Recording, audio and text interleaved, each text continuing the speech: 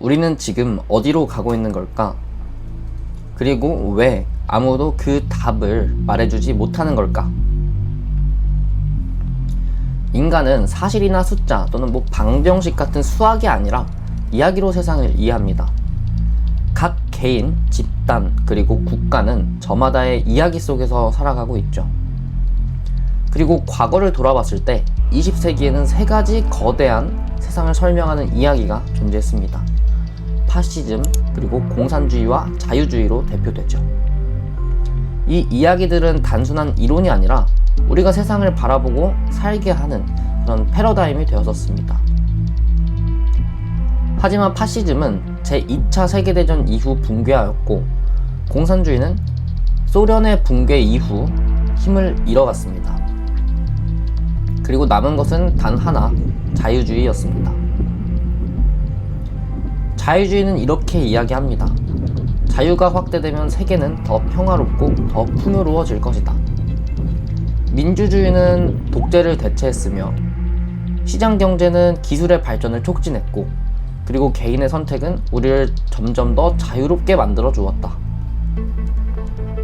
이것은 우리를 더 나은 미래로 이끌 것이다. 이렇게 말이죠.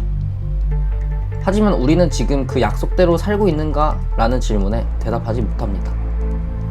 현실은 달랐습니다. 일부 사람들은 점점 더 부자가 되었고, 중산층은 점점 더 적어졌으며, 일자리는 점점 불안정해졌습니다.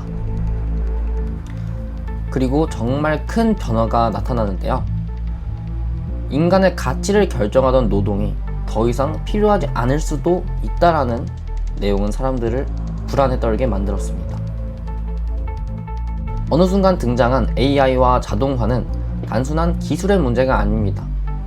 이것들은 우리에게 이런 질문을 던집니다. 나는 앞으로도 필요한 존재인가? 이 불안은 결국 정치적 선택으로 나타납니다.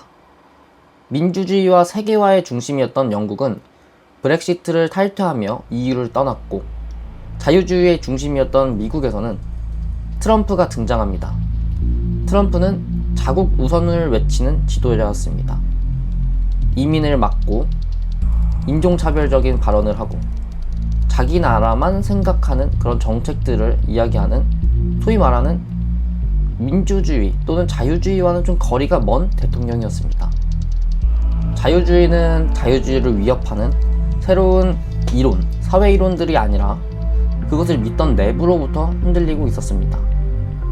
자유주의가 촉진했던 기술 발전, 거기서 파생된 AI와 자동화 시스템들은 오히려 현재 사람들을 불안에 떨게 하고 있습니다. 하지만 문제는 자유주의가 틀렸다는 것은 아닙니다. 문제는 이것을 대체할 이야기가 없다라는 것입니다. 그래서 저는 여기서 이런 생각을 하게 됐습니다. 역사적으로 수많은 사회이론이 존재했습니다. 대표적으로 사회주의, 공산주의, 파시즘, 자유주의 이런 것들이 존재하죠. 하지만 저는 자유주의가 완벽하다고 생각하지는 않지만, 현재까지 등장한 이론들 중에서는 가장 현실적이고 가장 나은 선택이라고 생각하면 변화가 없습니다. 이는 역사적으로 증명 가능한 이야기라고 생각합니다. 최고는 아니지만 최선에 가까운 체제라고 생각합니다. 하지만 그렇다고 해서 이 체제가 충분하다고 생각하지는 않습니다. 자유주의가 촉진했던 기술의 발전은 부의 불평등을 심화시켰고 인간의 가치를 점점 흔들고 있습니다. 저는 인간의 행복이 단순히 경제적 풍요로만 결정되지 않는다고 생각합니다. 인간이 행복하기 위한 사회적 틀, 즉 이야기를 만들기 위해서는 자신이 쓸모있는 존재라는 의미를 느낄 수 있게 하는 사회이론이 필요하다고 생각합니다. 그리고 그 의미는 가족과 공동체, 사회 속에서 만들어집니다. 돈은 물론 중요합니다. 하지만 인간을 완성하는 것은 사랑과 소속감이라고 생각합니다. 그래서 저는 새로운 관점이 필요하다고 생각했습니다. 물론 이 말이 자유주의를 정면으로 반박하겠다는 이야기는 아닙니다. 하지만 인간이 조금 더 행복한 삶을 영위하기 위해서는 조금 더 관점을 바꿔서 생각해 볼 필요가 있다고 생각했습니다. 저는 이것을 관계적 인간주의라고 부르고 싶습니다. 인간은 단순한 경제적 존재가 아니라 관계 속에서 의미와 가치를 만들어가는 존재입니다.